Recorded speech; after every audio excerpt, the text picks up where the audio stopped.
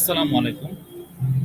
আপনাদের সকলকে স্বাগতম জানাচ্ছি গুরুকুলাম অ্যাপের পক্ষ থেকে। আমি মামুন আশিক। প্রতিদিনকার মতন আজকেও আমাদের বিসিএস মডেল টেস্ট নিয়ে আমি হাজির হয়েছি আপনাদের মাঝে।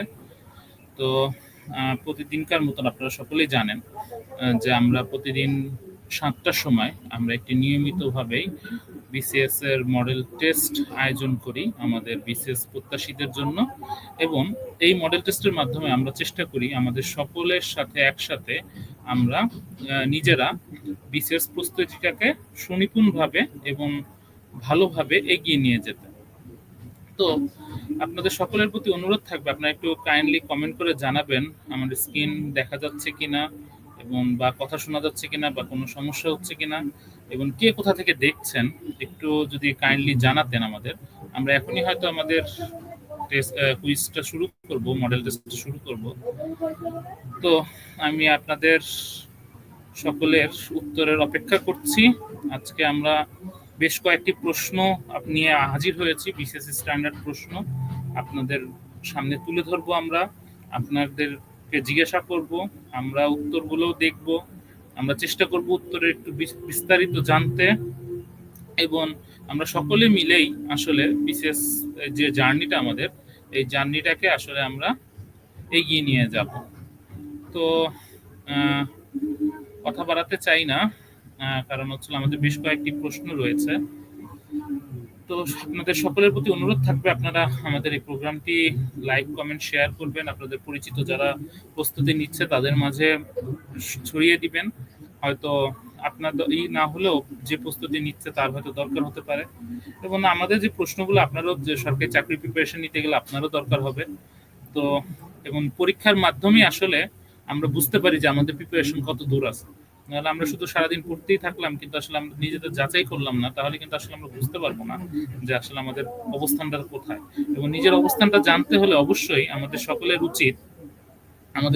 উচিত অন্যের সাথে আসলে নিজের অবস্থানটা যাচাই করা। তো আচ্ছা, আমরা অনেকে আমাদের সাথে যুক্ত হয়েছেন, ধন্যবাদ আপনাদের সকলকে। আমরা আমাদের প্রথম প্রশ্নে চলে যাব। আপনাদের জন্য আমাদের আজকের দিনের প্রথম প্রশ্ন: বাংলাদেশের বৃহত্তর ফরিদপুর জেলা প্রাচীনকালে কোন জনপদের অন্তর্ভুক্ত ছিল? বাংলাদেশের বৃহত্তর ফরিদপুর জেলা প্রাচীনকালে কোন জনপদের অন্তর্ভুক্ত ছিল? কুন্ড, বঙ্গ, সমতট, রাঢ়। আপনাদের সকলের কাছে উত্তর আশা করছি। আমরা জানি প্রাচীনকালে আমাদের যে বাংলা বা বাংলাদেশ, সেটা হচ্ছিল কয়েকটি অঞ্চলে ভাগ ছিল। তো বৃহত্তর যে ফরিদপুর জেলা ছিল, তো সেটি প্রাচীনকালে কোন জনপদের অন্তর্ভুক্ত ছিল? আপনাদের সকলের উত্তর প্রত্যাশা করছি। কমেন্ট বক্সে আপনাদের সকলের উত্তর আমি প্রত্যাশা করছি। অনিল আক্তার আপু বলছেন অপশন ডি, রাঢ়। ধন্যবাদ আপু আপনাকে উত্তর করার জন্য। হাবিবুল্লাহ হাবিব ভাই কমেন্ট করেছেন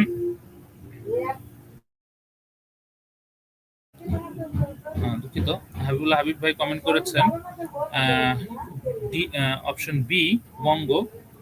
সেলিনো ফিলি ওয়ানের ডি, রাঢ়। তো আমরা রাঢ় অপশন পেয়েছি, দুইজন বলেছেন। হাবিবুল্লাহ হাবিব ভাই বলেছেন বঙ্গ। আমরা চারটি অপশনের মধ্যে দুটি অপশন পেয়েছি। আপনাদের যদি মনে হয় এই ভাই বা আপুদের মতন তাদের উত্তরের বাইরে অন্য কোনো উত্তর হবে, তাহলে আপনারা কমেন্ট করে জানাতে পারেন, অথবা আপনাদের যদি মনে হয় যে এটাই সঠিক উত্তর, তাও আপনারা জানাতে পারেন সানন্দে। তো আমরা একটু পরেই দেখব এটা সঠিক উত্তর কোনটি। তো আমরা আপনাদের আরো যারা আমাদের সাথে যুক্ত আছেন তাদের উত্তরের জন্য অপেক্ষা করছি। বাংলাদেশের বৃহত্তর ফরিদপুর জেলা প্রাচীনকালের কোন জনপদের অন্তর্ভুক্ত ছিল? বাংলাদেশের বৃহত্তর ফরিদপুর জেলা কোন অঞ্চলের অন্তর্ভুক্ত ছিল? আচ্ছা, ধন্যবাদ আপনাদের সবাইকে উত্তর করার জন্য। আমরা এখন সঠিক উত্তরটি দেখতে যাচ্ছি। আমাদের সঠিক উত্তর হচ্ছে অপশন বি, বঙ্গ। তো আপনাদের সকলের উদ্দেশ্যে বলি, বঙ্গ জনপদ অন্তর্ভুক্ত ছিল ঢাকা, ফরিদপুর, বরিশাল, বাকেরগঞ্জ, পটুয়াখালী, এবং এই নিচের সাইডের অঞ্চলগুলা নিম্নাঞ্চল এবং ময়মনসিংহের কিছু অঞ্চলও যুক্ত ছিল। তো মধ্যযুগের, আমি যদি ভুল করে না থাকি, মধ্যযুগের বিখ্যাত একটা গ্রন্থ ছিল আইনি আকবরী। আইনি আকবরী ওই ওই গ্রন্থেই প্রথম বঙ্গদেশের নাম পাওয়া যায়, যেটা হচ্ছিল বাঙ্গাল। বাঙ্গাল বা বঙ্গাল এরকম একটা নাম আসছিল। এটা সম্ভবত আবুল ফজল রচিত ছিল আইনি আকবরী। এবং এই অঞ্চলে এই যে যে বঙ্গদেশ বা বঙ্গাল, এই অঞ্চলে বসবাসকারী জনগোষ্ঠীকেই কিন্তু আসলে জনগোষ্ঠী থেকে আসলে বঙ্গ নামের উৎপত্তি বা সৃষ্টি বলে ধারণা করা হয়। তো এখানটা আসলে সঠিক উত্তর বঙ্গ হবে। তো আপনাদের সকলকে ধন্যবাদ সঠিক উত্তর দেওয়ার জন্য। আমরা আমাদের পরবর্তী প্রশ্নে চলে যাচ্ছি। চীনা পরিবাচক ইয়োং-সাং কোন শতকে সমতট পরিদর্শন করেছিলেন? সপ্তম শতকে, অষ্টম শতকে, পঞ্চম শতকে, ষষ্ঠ শতকে? চীনা পরিবাচক ইয়োং-সাং, আমরা জানি আমাদের এই ভূখণ্ডে অনেক পরিবাচক এসেছেন, তাদের মধ্যে কয়েকজন খুবই বিখ্যাত, তাদের মধ্যে ইয়োং-সাং অন্যতম। তো ইয়োং-সাং সমতটে এসেছিলেন।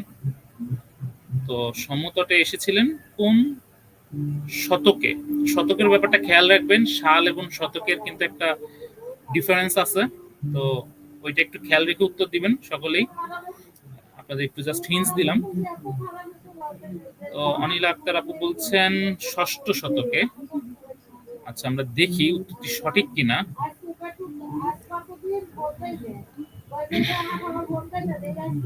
আমরা আপনাদের আরো কয়েকজন আমরা অপেক্ষা করছি কয়েকটি উত্তর পাওয়ার জন্য। আপনারা দেখিয়ে অন্য কেউ উত্তর করেন কিনা। আমাদের উত্তর আসছে অলরেডি।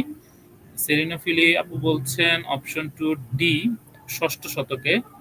হাবিবুল্লাহ হাবিব ভাই বলছেন অপশন এ, সপ্তম শতকে। ধন্যবাদ আপনাদের সকলকে আমাদের সাথে উত্তর করার জন্য। আমরা এখনই দেখব উত্তরটি আসলে কোনটি। তো অপশন কি ডি হয় না এ হয়? তো আমরা ডি এবং এ পেয়েছি, যদিও ডি অধিক সংখ্যক আমাদের অংশগ্রহণকারী ডি অ্যান্সার করেছেন।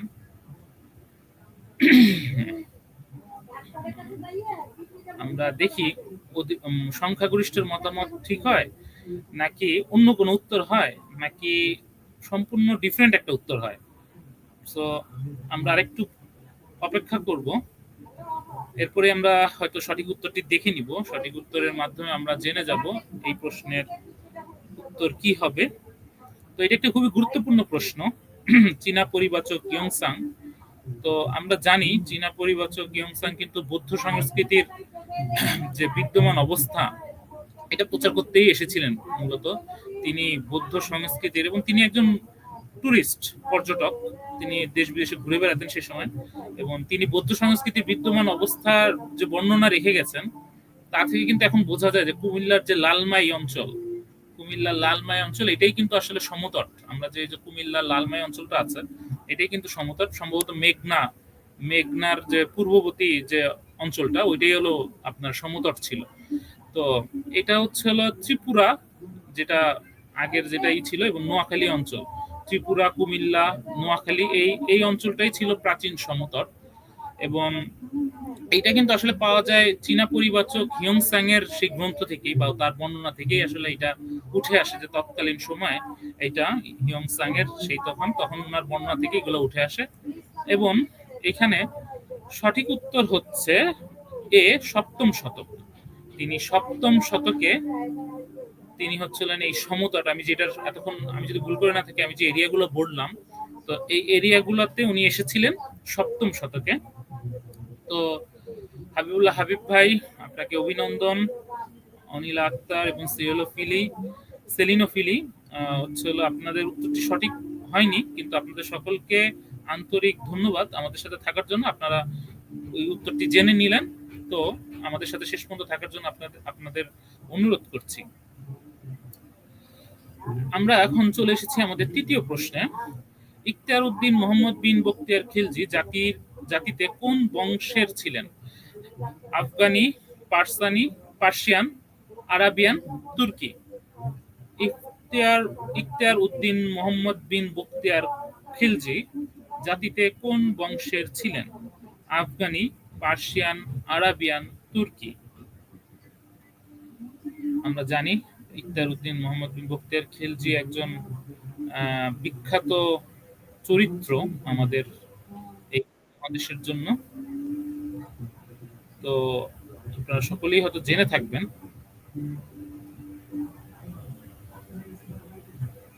তো উনি কোন জাতিতে কোন বংশের ছিলেন? আফগানি ছিলেন, পার্সিয়ান ছিলেন, আরাবিয়ান ছিলেন, না তুর্কি বা তুরস্কের ছিলেন? আমরা অলরেডি উত্তর পাওয়া শুরু করেছি। ধন্যবাদ আপনাদের সকলকে।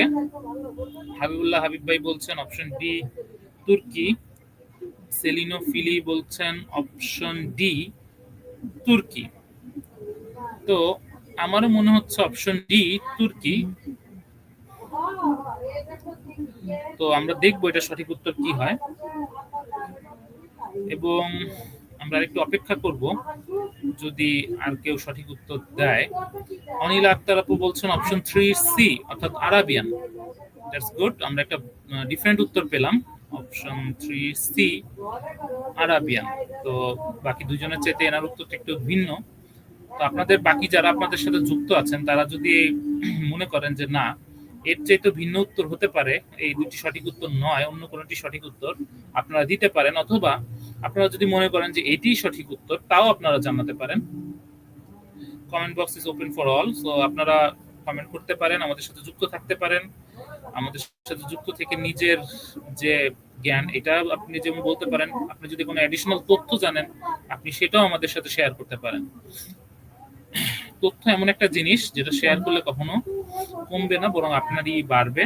তো আমাদের সকলের প্রস্তুতি আসলে পারস্পরিক সহযোগিতার মাধ্যমে আসলে গড়ে উঠবে।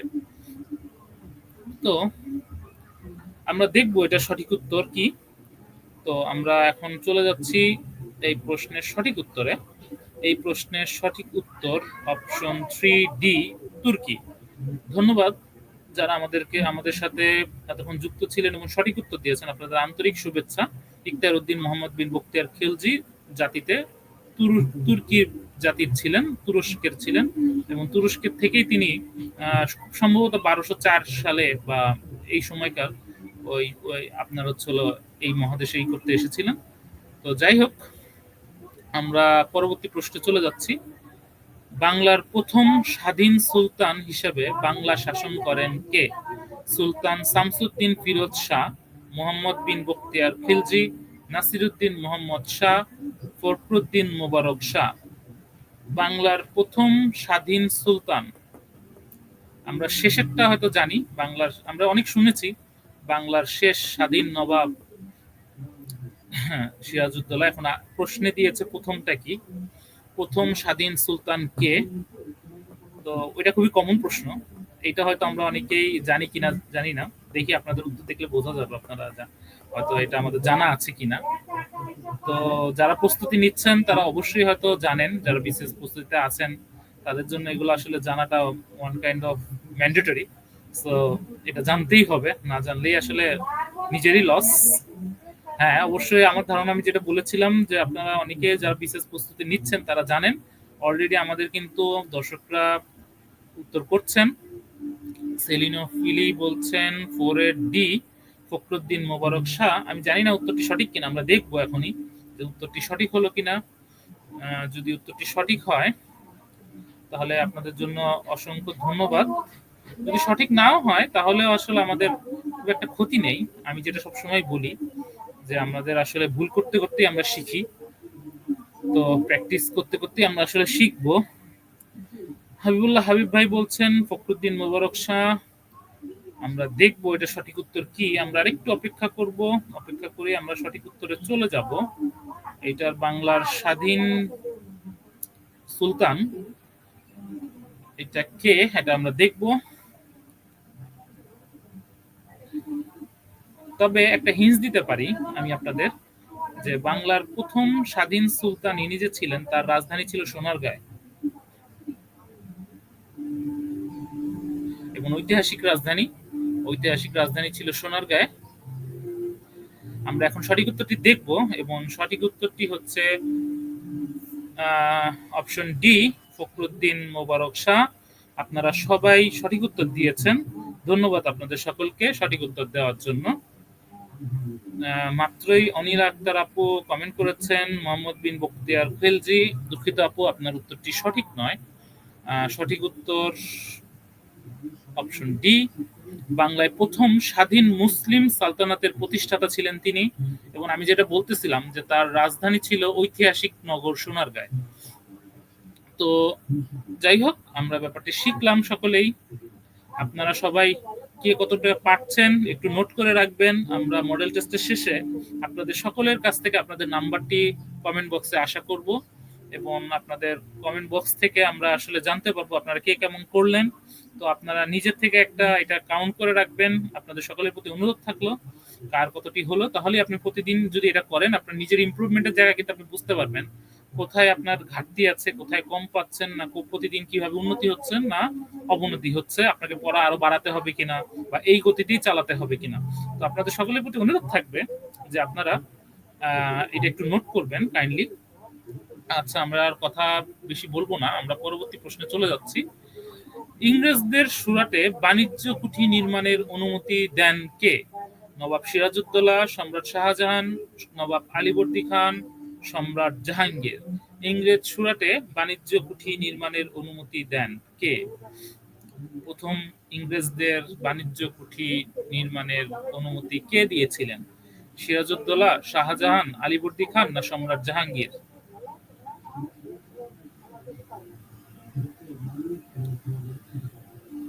একটু ভেবেচিন্তে উত্তর দিবেন, নামগুলো কিন্তু খুবই কনফিউজিং হতে পারে। তো আপনারা একটু ঠান্ডা মাথায় উত্তর দিবেন, একটু সময় নিয়ে।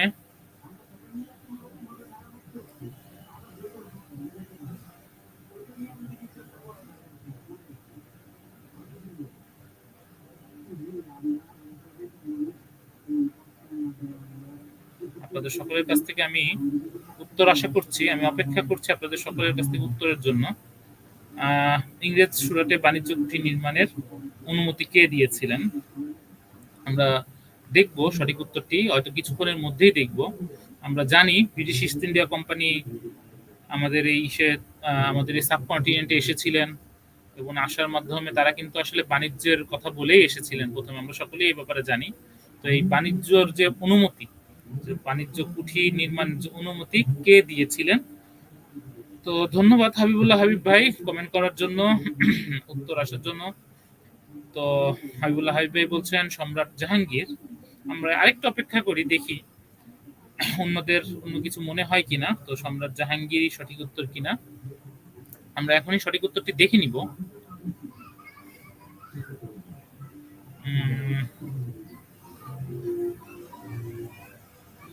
ইংরেজ সুরাটে বাণিজ্য কুঠি নির্মাণের অনুমতি দেন কে? অনিল আক্তার আপু বলছেন নবাব আলীবর্দী খান। That's interesting. এটা কিন্তু আমরা নতুন একটা পেলাম। সো হাবিবুল্লাহ হাবিব ভাই বলছেন অপশন ডি, সম্রাট জাহাঙ্গীর। অনিল আক্তার আপু বলছেন অপশন সি, নবাব আলীবর্দী খান। তো আপনাদের যদি মনে হয় যে অন্য কোনো অপশন হবে আপনারা সেটা বলতে পারেন। আমরা আপনাদের উত্তর সানন্দে গ্রহণ করব, এবং তারপর আমরা দেখব কার উত্তরটি সঠিক হয়েছে এবং কার উত্তরটি ভুল। আচ্ছা, আমরা এখন সঠিক উত্তরে চলে যাচ্ছি। সঠিক উত্তর, এই অপশনের সঠিক উত্তর যেহেতু আমরা সি এবং ডি পেয়েছি, এই অপশনের সঠিক উত্তর অপশন ডি। অপশন ডি, সম্রাট জাহাঙ্গীর। তো আপনাদের জানানোর উদ্দেশ্যে আর কি বলি, যেটা হচ্ছিল 1600 সালে যখন ইস্ট ইন্ডিয়া কোম্পানি গঠন হয়, তারপরে 1608 সালে তারা হচ্ছিল বাণিজ্যের অনুমতি পায়, এবং তখন বাংলাদেশ বলতে তৎকালীন বাংলায় আসেন। এবং এই কোম্পানি গঠনের মধ্য দিয়ে কিন্তু ইংরেজরা আসলে বাংলায় আসেন ব্যবসা করতে। এবং তখন ইংরেজরা এসে খুব সম্ভবত কলকাতার আশেপাশের 48টা গ্রাম কিনে নিতে চায়, এবং 48টা গ্রামের অনুমতি চায় হচ্ছিল এইভাবে। এবং এই 48টা গ্রাম কিনে নেওয়ার মাধ্যমেই তারা এই বাণিজ্য শুরু করে। এবং তারপরে এই 1608 থেকে আসার পর থেকে তারা প্রায় 1700 সালে ফোর্ট উইলিয়াম দুর্গ গঠন করে, আমরা এটা জানি। 1765 সালে এলাহাবাদ চুক্তির মাধ্যমে বাংলা, বিহার, উড়িষ্যার দেওয়ানি নিয়ে যায়। তারপরে এরপরে কিন্তু ইউরোপীয়রা আসে, ইউরোপীয়দের মধ্যে কিন্তু আবার আসে পর্তুগিজরা। এটার আপনার মনে রাখবেন, এটা একটা কনফিউজিং প্রশ্ন যে ইউরোপীয়দের মধ্যে প্রথম কে আসেন। তো এবং তারাই কিন্তু ভারতে আসার জলপথ আবিষ্কার করেন, তো আমরা জানি। তো এবং পর্তুগিজরা যে ভারতে আসেন, আমি যদি খুব ভুল করে না থাকি, সেই অনুমতি দিয়েছিলেন সম্রাট আকবর। তো সম্রাট আকবর সেই অনুমতি দিয়েছিলেন পর্তুগিজদের, এবং ইংরেজদের বাণিজ্য কুঠি নির্মাণের অনুমতি দিয়েছিলেন সম্রাট জাহাঙ্গীর। তো ঠিক আছে, আমরা পরবর্তী প্রশ্নে চলে যাচ্ছি। বক্সারের যুদ্ধ সংঘটিত হয় কত সালে? বক্সারের যুদ্ধ 1764, 1765, 1757, 1770। বক্সারের যুদ্ধ কত সালে গঠিত হয় বা কত সালে সংগঠিত হয়? বক্সারের যুদ্ধ কত সালে সংগঠিত হয়?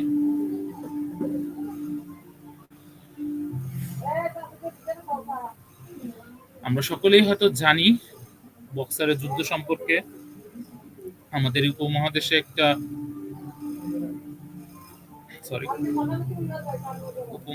একটা গুরুত্বপূর্ণ ঘটনা পলাশির যুদ্ধের পরেই। পলাশির যুদ্ধের পরেই হলো আমাদের উপমহাদেশে বক্সারের যুদ্ধের গুরুত্ব অনেক। তো আমরা ইতিমধ্যে উত্তর পাওয়া শুরু করেছি। সেলেনোফিলা আপু বলছেন 1764 সালে। ধন্যবাদ আপনাকে কমেন্ট করে উত্তর জানানোর জন্য। আমরা বাকিদের উত্তরের জন্য অপেক্ষা করছি, আমরা দেখি বাকিদের কি মনে হয়। তো আপনারাও উত্তর দিবেন, আশা করছি আপনারাও পার্টিসিপেট করবেন আমাদের এই মডেল টেস্টে।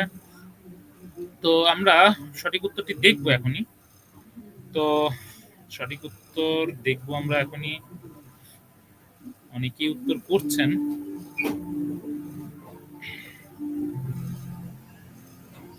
আচ্ছা, আমরা সঠিক উত্তরটি দেখে নিই। এই সঠিক উত্তর হচ্ছে অপশন এ। তো পলাশির যুদ্ধ আমরা সকলেই জানি, আপনাদের সকলের জানানোর জন্য জাস্ট আমি একটু ছোট করে বলি। পলাশির যুদ্ধ 1757 সালে হয়, এবং 1757 সালে ইস্ট ইন্ডিয়া কোম্পানির লোকেরা মনে করত বাংলার অনেক ঐশ্বর্য সেটা অফুরন্ত, এবং আসলে এই লোভ লালসার জন্যই কিন্তু তারা সুদূর লন্ডন থেকে বা ইংল্যান্ড থেকে আমাদের এই ভূখণ্ডে এসেছিল। তো 1763 সালের পর 4টি খণ্ড যুদ্ধ হয় মূলত, সেটা ছিল তৎকালীন নবাবদের সাথে আর কি। এবং 1764 সালের দিকে বিহারের বক্সার নামক স্থানে বক্সারের যুদ্ধ সংঘটিত হয়, এবং এটা ছিল নবাব মীর কাসিম এবং তার মিত্রদের সাথে ইংরেজদের যুদ্ধ হয়। তো এটার মাধ্যমেই আসলে ইংরেজরা এই ভূখণ্ডে তাদের একদম কর্তৃত্ব যেটা বলে সেটা আসলে তারা জারি করে, এবং তারা আসলে এই ভূখণ্ডে স্বাধীনতা সূর্য অস্তমিত করে দেয়। তো যাই হোক, আমরা আমাদের পরবর্তী প্রশ্নে চলে যাচ্ছি। বিধবা বিবাহ আইন প্রণয়ন করেন কে? Lord William Bentinck, Lord Canning, Lord Dalhousie, Lord Wellesley. বিধবা বিবাহ আইন প্রবর্তন বা প্রণয়ন করেন কে? বিধবা বিবাহ আইন প্রণয়ন করেন কে?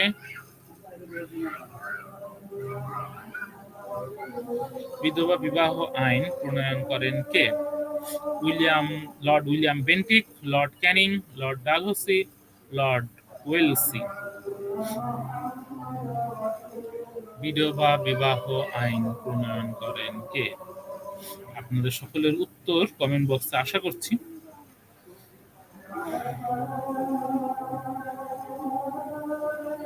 আপনারা সকলে উত্তর দিয়ে জানাবেন। অনিল আক্তার আপু বলছেন লর্ড ক্যানিং। হাবিবুল্লাহ হাবিব ভাই বলছেন লর্ড উইলিয়াম বেন্টিক।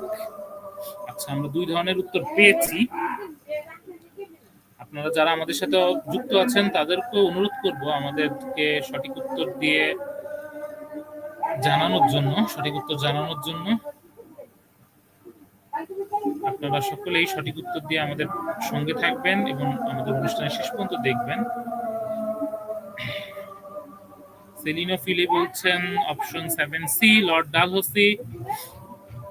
ধন্যবাদ আপনাকে আমাদের সাথে থাকার জন্য, এবং আপনাদের সকলকেই ধন্যবাদ যারা এতক্ষণ আমাদের সাথে ছিলেন এবং এতক্ষণ ধরে আমাদের সাথে আছেন। আপনাদের সকলের প্রচেষ্টা, শেখার আগ্রহকে আমরা সম্মান জানাই, এবং আপনাদের সকলের স্বপ্ন পূরণ হোক আমি সেই প্রত্যাশাই করি, এবং আপনাদের সেই পথযাত্রায় গুরু ক্লাব আপনাদের পাশে থাকুক। এবং এই আপনাদের স্বপ্ন পূরণে গুরু ক্লাব অ্যাপ আপনাদের পথের সারথি হোক, এটাই আমাদের প্রত্যাশা। তো আমরা দেখব সঠিক উত্তরটি কি। আমরা দেখতে পাচ্ছি সঠিক উত্তরটি option C, Dalhousie. Lord Dalhousie is the right answer. তো আপনাদের সকলকে ধন্যবাদ জানাচ্ছি আবারও। আমরা পরবর্তী প্রশ্নে চলে যাচ্ছি। বিখ্যাত গ্র্যান্ড ট্রাঙ্ক রোড বাংলাদেশের কোন অঞ্চল থেকে শুরু হয়েছে? বিখ্যাত গ্র্যান্ড ট্রাঙ্ক রোড বাংলাদেশের কোন অঞ্চল থেকে শুরু হয়েছে? কুমিল্লা জেলার দাউদকান্দি, ঢাকা জেলার পূর্বাঞ্চল, যশোর জেলার জিকরগাছা, নারায়ণগঞ্জ জেলার সোনারগাঁ।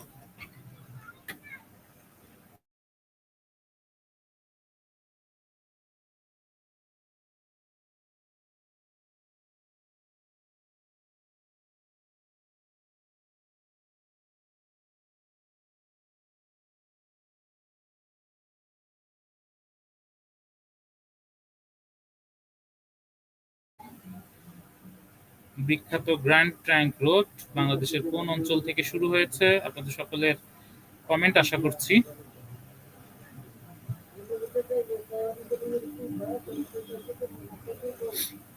আমরা জানি গ্র্যান্ড ট্রাঙ্ক রোড একটি গুরুত্বপূর্ণ অধ্যায় আমাদের সকলের জন্য। তো আমরা দেখব এটার সঠিক উত্তর কি। অনেকেই সঠিক উত্তর করছেন বা অনেকেই উত্তর দিচ্ছেন। আপনাদের সকলকেই ধন্যবাদ। আমাদের সাথে অনেকেই যুক্ত আছেন। আমি আশা করব আপনারা সকলেই আমাদের কমেন্ট করবেন, কমেন্ট করে জানিয়ে দিবেন উত্তর কোনটি।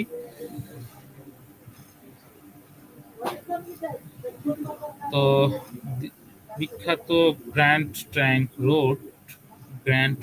রোড বাংলাদেশের কোন অঞ্চল থেকে শুরু হয়েছে? সেরিনোফিলি আপু বলছেন 8 বি, অর্থাৎ ঢাকা জেলার পূর্বাঞ্চল। আমরা দেখবো একটু পরেই এটির সঠিক উত্তর কিনা। তো আমরা জাস্ট একটু অপেক্ষা করছি, যেহেতু আমাদের সাথে অনেকেই যুক্ত আছেন, তো তাদের উত্তরের জন্য।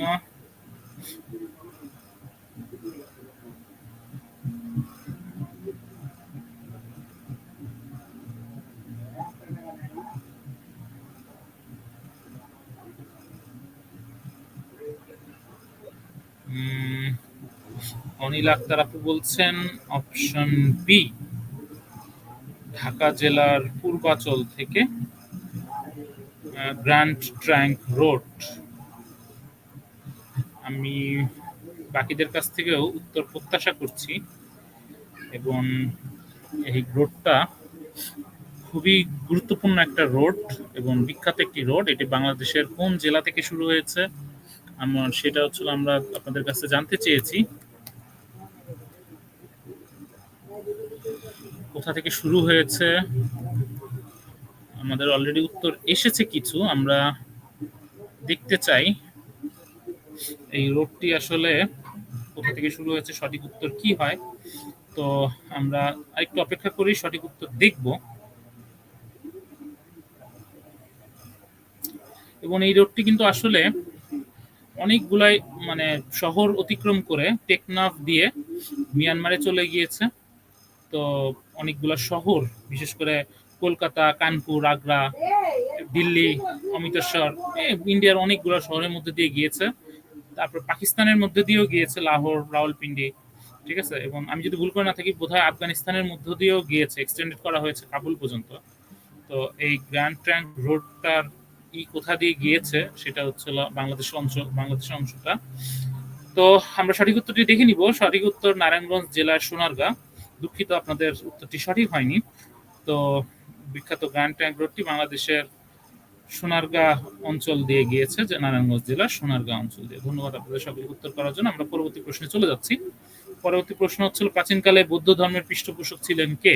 সম্রাট অশোক, শশাঙ্ক, সমুদ্রগুপ্ত, চন্দ্রগুপ্ত মৌর্য। প্রাচীনকালে বৌদ্ধ ধর্মের পৃষ্ঠপোষক ছিলেন কে? সম্রাট অশোক, শশাঙ্ক, সমুদ্রগুপ্ত, চন্দ্রগুপ্ত মৌর্য। আপনাদের সকলের কাছে উত্তর প্রত্যাশা করছি। প্রাচীনকালে বৌদ্ধ ধর্মের পৃষ্ঠপোষক কে ছিলেন? সম্রাট অশোক, শশাঙ্ক, সমুদ্রগুপ্ত, চন্দ্রগুপ্ত মৌর্য।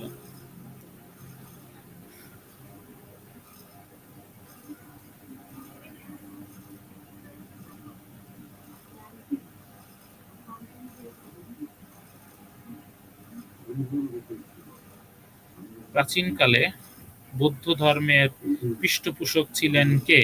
সম্রাট অশোক, শশাঙ্ক, সমুদ্রগুপ্ত, চন্দ্রগুপ্ত মৌর্য।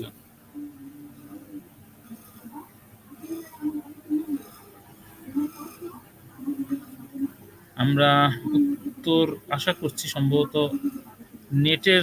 ইন্টারনেটের স্পিডের কারণে আপনাদের অনেকের কাছে হয়তো সময় মতো নিয়ে আসতেছে না, এর জন্য হয়তো কমেন্টে একটু দেরি হচ্ছে আপনাদের। আমরা দেখতে পাচ্ছি কিছু উত্তর আসছে। তো প্রাচীনকালে বৌদ্ধ ধর্মের পৃষ্ঠপোষক ছিলেন, অনিল আক্তার আপু বলছেন সম্রাট অশোক, সেলিনোফিলে বলছেন চন্দ্রগুপ্ত মৌর্য। আমরা দেখব সঠিক উত্তরটি কি। সঠিক উত্তরটি হচ্ছে সঠিক উত্তর সম্রাট অশোক। প্রাচীনকালে বৌদ্ধ ধর্মের পৃষ্ঠপোষক ছিলেন সম্রাট অশোক। অনিল আক্তার আপু এবং সেলিনিও ফিলে আপু, আপনাদের অসংখ্য ধন্যবাদ উত্তর করার জন্য। আপনাদের সকলের উদ্দেশ্যে আমি বলতে চাই একটা জিনিস, আপনারা যারা আমাদের অ্যাপটি ব্যবহার করেছেন, তো গুরু ক্লাব বিসিএস যে এক্সাম অ্যাপ, এই অ্যাপটি বিসিএস এক্সাম প্রিপারেশনের জন্য অ্যাপের কোন ফিচারটা আপনার কাছে ভালো লাগে এবং কোন ফিচারটা আপনি প্রতিদিন ব্যবহার করেন আমাদের কমেন্টে জানাবেন। এবং আমাদের পেজে যে কিউআর কোডটা আছে, এই কিউআর কোডটা স্ক্যান করে আপনি প্লে স্টোর থেকে আমাদের অ্যাপটি ডাউনলোড করতে পারবেন। তো যারা আপনারা প্রথমবারের মতন আমাদের অ্যাপটি দেখছেন, তাদের উদ্দেশ্যে আমাদের এই কথা বলা। তো আপনারা যদি চান, আপনারা আমাদের অ্যাপটি একবার ব্যবহার করে দেখতে পারেন, আশা করছি নিরাশ হবেন না। তো আমরা ফিরে যাব আমাদের প্রশ্নে, আমরা কন্টিনিউ করব। আপনারা চাইলে একটা স্ক্রিনশট নিয়ে রাখতে পারেন, অথবা প্লে স্টোরে যে গুরু ক্লাব অ্যাপ লিখে সার্চ করলেই আমাদের অ্যাপটি আপনারা পেয়ে যাবেন। আমাদের অ্যাপ, ওয়েবসাইট সবই আপনারা পেয়ে যাবেন। একটু কাইন্ডলি যদি গুগলে সার্চ করেন, তাহলে আপনারা সকলেই হাতের নাগালে আপনার বিশেষ প্রস্তুতি চলে আসবে। তো আমরা চলে যাচ্ছি আমাদের পরবর্তী প্রশ্নে। উড়োজাহাজের মডেল তৈরি করেছিলেন কে? রবার্ট বয়েল, রবার্ট হুক, বিজ্ঞানী হাইগেন্স, লিওনার্দো দা ভিঞ্চি। উড়োজাহাজের মডেল তৈরি করেছিলেন কে? উড়োজাহাজের মডেল তৈরি করেছিলেন কে? আপনাদের কাছ থেকে আমি উত্তর আশা করছি। আপনারা সকলেই খুব তাড়াতাড়ি করে একটু উত্তর দিয়ে দিবেন। রমজান মাস যেহেতু, আমরা সকলেই হয়তো নামাজ পড়ব, তো আমরা তাড়াতাড়ি করে এই আমাদের মডেল টেস্ট শেষ করেই আমরা হয়তো আমাদের প্রত্যেক কাজে ফেরত যাব।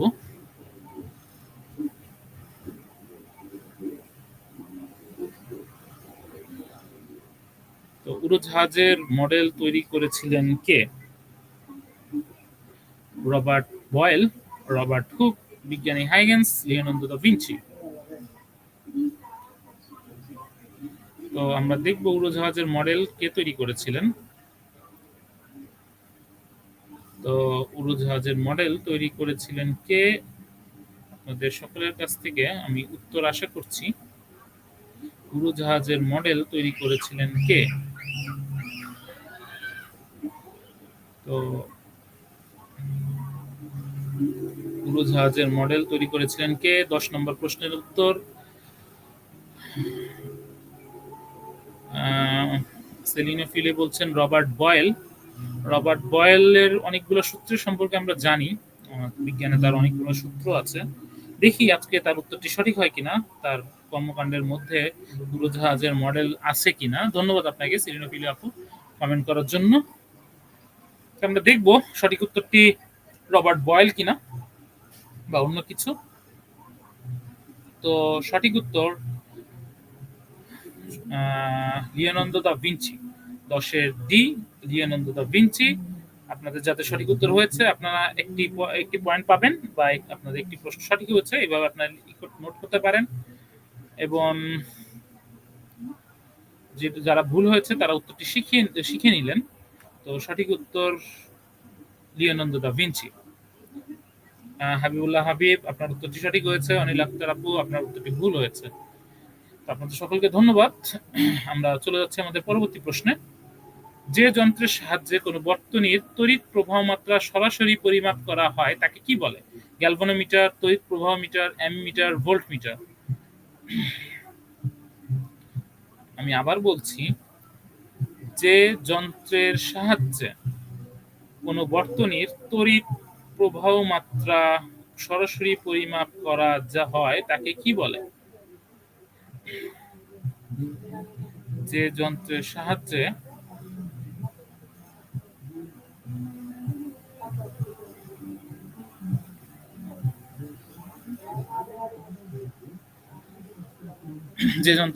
কোনো বর্তনীর তড়িৎ প্রবাহ মাত্রা সরাসরি পরিমাপ করা হয় তাকে কি বলে? গ্যালভানোমিটার, তড়িৎ প্রবাহ মিটার, অ্যামিটার, ভোল্টমিটার।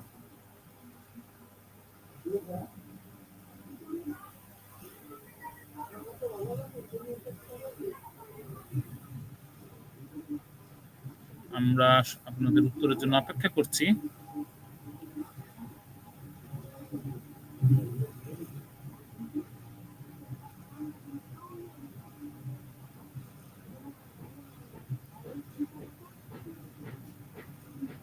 যে যন্ত্রের সাহায্যে কোনো বর্তনীর তড়িৎ প্রবাহ মাত্রা সরাসরি নির্ণয় করা যায় বা পরিমাপ করা যায় তাকে কি বলে? আপনাদের সকলের উত্তর আশা করছি। 11 নম্বর প্রশ্নের উত্তর। আমরা প্রায় শেষের দিকে চলে এসেছি। আমরা আজকে আর বেশি করব না, হয়তো আমাদের 4টি প্রশ্ন আছে আর। তো 11 সি অনিল আক্তার আপু বলছেন অ্যামিটার।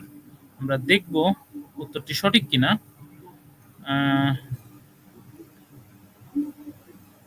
সেলিনা ফিলো আপু বলছেন 11 সি।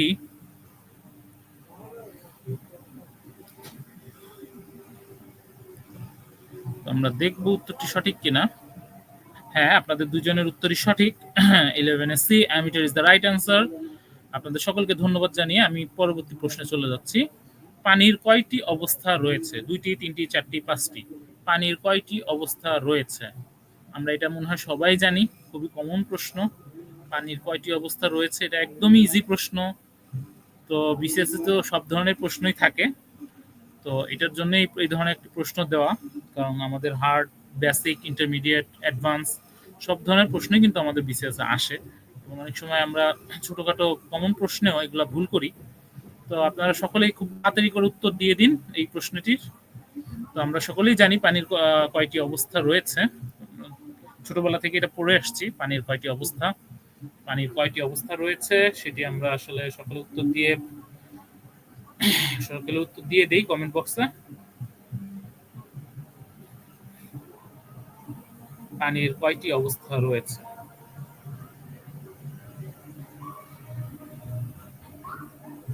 বারো নম্বর প্রশ্নের উত্তর আশা করছি আপনাদের সকলের কাছ থেকে। পানির কয়টি অবস্থা রয়েছে? আমরা আমাদের অনুষ্ঠানের প্রায় শেষের দিকে চলে এসেছি। আর একটু ধৈর্য ধরে থাকার জন্য আপনাদের সকলকে অনুরোধ করছি। ধন্যবাদ অনিল আক্তার আপু, আপনি কমেন্ট করার জন্য। উনি বলছেন পানির 3টি অবস্থা রয়েছে। সেলিনা ফিলো বলছেন পানির অবস্থা সি 4টি। হতে পারে, আমরা দেখবো সঠিক উত্তরটি কি। তো আমরা দেখতে চাই, আমরা আপনাদের আরো মন্তব্য আশা করছি যে পানির কয়টি অবস্থা রয়েছে। আমরা 2টি উত্তর পেয়েছি, একজন বলেছেন অপশন বি, একজন বলেছেন অপশন সি। তো আমরা দেখতে চাই আরো কোনো উত্তর আসে কিনা। হাবিবুল্লাহ হাবিব ভাই অলরেডি কমেন্ট করেছেন, বলছেন অপশন বি 3টি, এবং আমরা উত্তরটি দেখব এবং উত্তরটি সঠিক। পানির অবস্থা 3টি।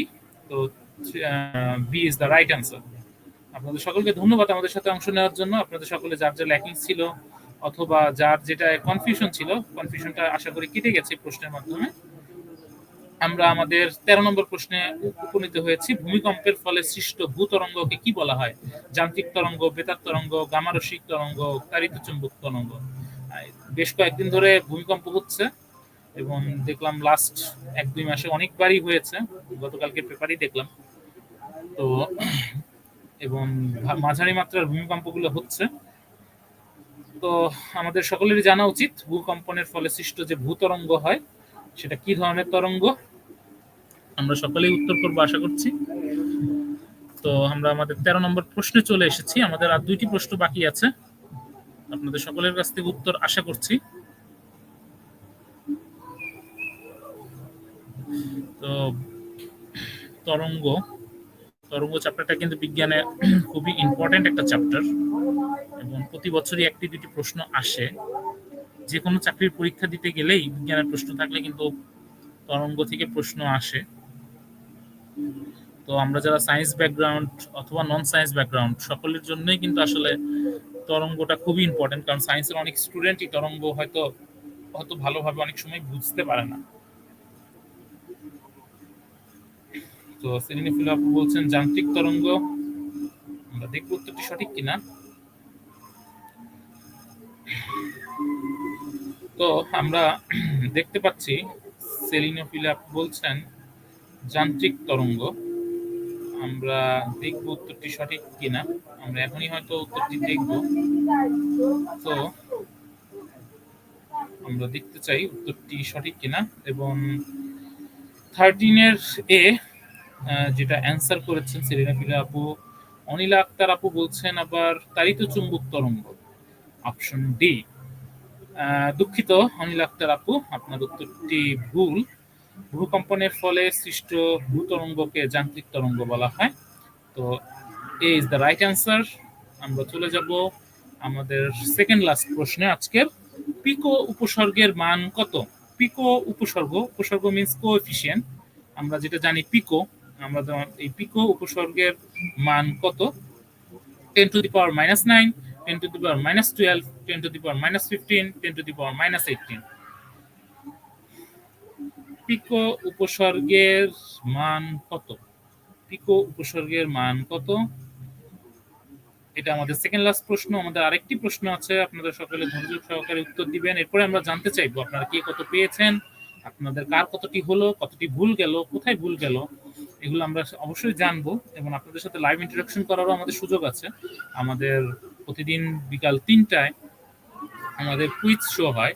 সেই কুইজ শোতে আপনারা লাইভ এসে আপনাদের কথা বলতে পারেন, আপনাদের বিসিএস জার্নির কথা বলতে পারেন, আমাদের সাথে গেম খেলতে পারেন, গেমের মাধ্যমে বিসিএস প্রস্তুতিটা সম্পূর্ণ করতে পারেন। তো আপনাদের সকলের প্রতি আমন্ত্রণ থাকবে সেই অনুষ্ঠানে এসে আপনারা আপনাদের এগুলো বলে যাওয়ার জন্য।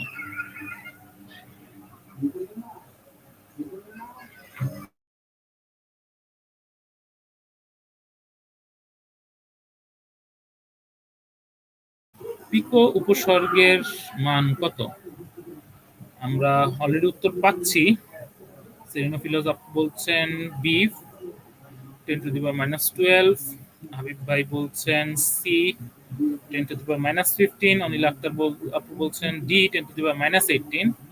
তো আমরা দেখবো সঠিক উত্তরটি কি। সঠিক উত্তর বি 10⁻12 পিকো। আমরা জানি মাইক্রো, পিকো, ঠিক আছে, এগুলো আসলে এককেরই থাকে। তো এই পিকো আসলে পিকো যেখানেই থাকবে সেখানেই বুঝবেন যে এটা আসলে 10⁻12, ঠিক আছে। যেমন আমরা বলি মেগা 10⁻6, ন্যানো 10⁻9, ঠিক আছে। তো আমরা পরের প্রশ্নে চলে যাব। This is our last question for the day. তো আমরা দেখব নিউক্লিয়াস ফিশনযোগ্য এই কথাটি কে প্রমাণ করেন?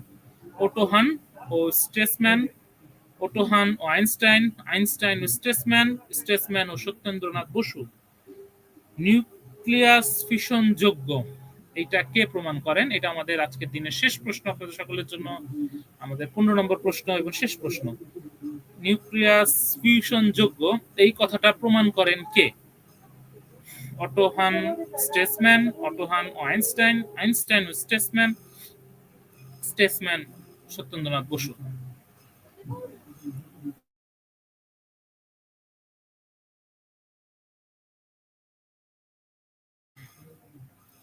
দুঃখিত। নিউক্লিয়াস ফিশনযোগ্য এই কথাটি প্রমাণ করেন কে? আপনাদের সকলের কাছে উত্তর আশা করছি। নিউক্লিয়াস ফিশনযোগ্য এই কথাটি প্রমাণ করেন কে? এবং এই উত্তরটি দিলেই আমাদের আজকের নতুন মডেল টেস্ট শেষ হয়ে যাবে এবং আপনাদের কাছ থেকে আমরা ফিডব্যাক জানতে পারবো আপনাদের কয়টি হলো। আমরা অলরেডি উত্তর পাওয়া শুরু করেছি। অটোহান এবং স্ট্রেসম্যান বলছেন সেলিনা ফিলো আপু, তিনি বলছেন অপশন এ অটোহান এবং স্ট্রেসম্যান। আমরা দেখবো আপনার উত্তরটি সঠিক কিনা। আমরা দেখি আর কেউ কমেন্ট করে কিনা। জি, অনিল আক্তার আপু কমেন্ট করেছেন স্ট্রেসম্যান এবং সত্যেন্দ্রনাথ বসু। আমরা দুটি উত্তর পেয়েছি। তো 2 ধরনের উত্তর পেয়েছি, অর্থাৎ অপশন এ এবং অপশন ডি। আমরা দেখব কোনটি সঠিক। যারা আমাদের সাথে যুক্ত আছেন, আমাদের সাথে অনেকেই যুক্ত আছেন, আপনাদের সকলকে ধন্যবাদ। আমরা প্রায় 1 ঘন্টা ধরে মডেল টেস্টের এই অনুষ্ঠান করছি। তো এতক্ষণ, এত লম্বা সময় রোজার দিনে আপনারা আমাদের সাথে ছিলেন, আমাদের সাথে কমেন্ট করে এই মডেল টেস্টে অংশ নিয়েছেন। আপনাদের সকলকেই ধন্যবাদ যারা এতক্ষণ আমাদের সাথে যুক্ত ছিলেন। এবং আগামীতেও আমাদের সকল অনুষ্ঠানে আপনাদের যুক্ত থাকার জন্য আমন্ত্রণ জানাচ্ছি। আচ্ছা, আমরা এটা সঠিক উত্তর দেখে নিব। নিউক্লিয়াস ফিশনযোগ্য এই কথাটি প্রমাণ করেন স্টেটসম্যান এবং Satyendranath Bose. And option D is the right answer. Anil Akhtar আপু, আপনাকে কংগ্রাচুলেশনস, আপনার উত্তরটি সঠিক হয়েছে। এখন আপনারা জানিয়ে দিন আপনাদের কার কতটি হলো, কতটি সঠিক হলো, কতটি ভুল হলো। তো গুরু ক্লাব অ্যাপের পক্ষ থেকে আমাদের এই মডেল টেস্ট আয়োজনে আপনাদের অংশ নেওয়ার জন্য সকলকেই ধন্যবাদ। আপনারা সকলে জানিয়ে দিবেন আমাদের এই পোস্টের কমেন্টে যে আপনাদের কতটি উত্তর সঠিক হয়েছে, কতটি উত্তর ভুল হয়েছে। এবং আগামীকাল 11টায় আমাদের প্র্যাকটিস শো রয়েছে, বিকাল 3টায় আমাদের কুইজ শো রয়েছে এবং যথারীতি মডেল টেস্টও অনুষ্ঠিত হবে। তো সেই অনুষ্ঠানগুলোতে আপনাদের সকলকে আমন্ত্রণ জানিয়ে আজকে আমাদের এই লাইভ প্রোগ্রাম এখানেই শেষ করছি। আপনারা সবাই সুস্থ থাকুন, ভালো থাকুন। গুরু ক্লাব অ্যাপের পক্ষে গুরু ক্লাব অ্যাপের সাথেই থাকুন এবং আপনাদের বিসিএস জার্নি শুভ হোক। এবং বিসিএস মানেই গুরু ক্লাব। বিসিএস অ্যাডভান্স কোর্সের 47তম বিসিএস যে প্রস্তুতি হিসাবে আপনারা গুরু ক্লাবকেই বেছে নেবেন আশা করছি। এবং আমাদের অ্যাপটি একবার অন্তত ঘুরে দেখবেন সেই অনুরোধ জানাচ্ছি। আমাদের একবার ঘুরে দেখলে আমার দৃঢ় বিশ্বাস আপনারা অ্যাপটি থেকে উপকৃত হবেন। এবং আপনাদের বিসিএস এর A to Z সলিউশন আমরা এই অ্যাপের মধ্যে রেখেছি। এবং আপনারা আমাদের জানাবেন আমরা আরো কি কি করতে পারি, মানে কি কি উপাদান হলে আপনাদের বিসিএস জার্নিটা আরো স্মুথ হয়, আরো ভালো হয়। তো আপনাদের সেই মন্তব্য আশা করছি। সুচিন্তিত মন্তব্য দিয়ে আমাদের জার্নিটাকে আরো আপনারা স্মুথ করবেন এবং আমরাও চেষ্টা করব আপনাদের বিসিএস জার্নিটাকে গোছানো এবং সহজ করে দেওয়ার জন্য। পারস্পরিক সহযোগিতার মধ্য দিয়েই আমরা আসলে আমাদের স্বপ্নের কাছাকাছি যেতে পারবো। এই প্রত্যাশায় আজকে শেষ করছি। আসসালামু আলাইকুম, ভালো থাকবেন সবাই।